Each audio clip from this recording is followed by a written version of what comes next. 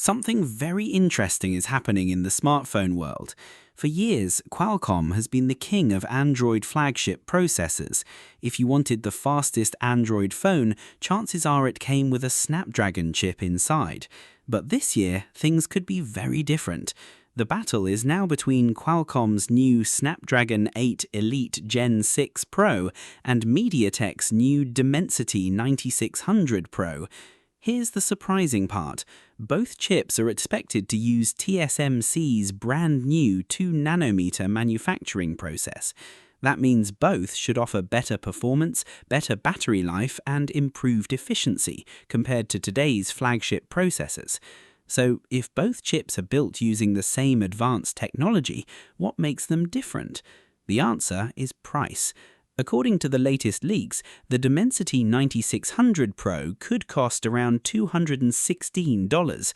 The Snapdragon 8 Elite Gen 6 Pro, on the other hand, could cost more than $300. That's a huge difference. In fact, reports say the MediaTek chip could be around 28% cheaper. Now, you may be thinking, why should I care how much the chip costs? Well, here's why it matters. Phone companies buy these processors before they build the phones we all use. If one chip costs much more than the other, that extra cost usually gets passed on to us. So if a company chooses the more expensive Snapdragon chip, there's a good chance the final phone will also be more expensive. And that's becoming a bigger problem. Memory prices are already going up, storage chips are getting more expensive, and now the newest 2nm chips also cost more to produce. Phone makers are under a lot of pressure. They have to build powerful phones, but they also need to keep prices competitive. That's where MediaTek could have a big advantage. If the Dimensity 9600 Pro delivers flagship performance at a much lower price, many smartphone brands may decide it's the smarter choice. That could mean we see more flagship phones powered by MediaTek than ever before. Of course, Qualcomm isn't giving up without a fight. The Snapdragon 8 Elite Gen 6 Pro is expected to bring some impressive new technology. Leaks suggest it will feature Qualcomm's latest Oryon CPU cores for better performance. It could also include new AI features for gaming, including AI upscaling and AI frame fusion. These technologies could make games look better and run more smoothly without using as much battery. So Qualcomm is trying to offer more than just raw speed. It's also adding premium features that could justify the higher price.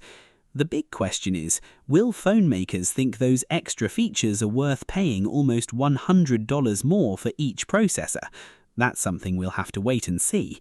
Personally, I think this could be one of the biggest battles we've seen in the Android world for a long time. If MediaTek really delivers flagship performance at a much lower price, it could win over a lot of smartphone companies. But if Qualcomm's new gaming features, AI improvements, and overall performance are clearly better, some brands may still choose Snapdragon for their premium devices.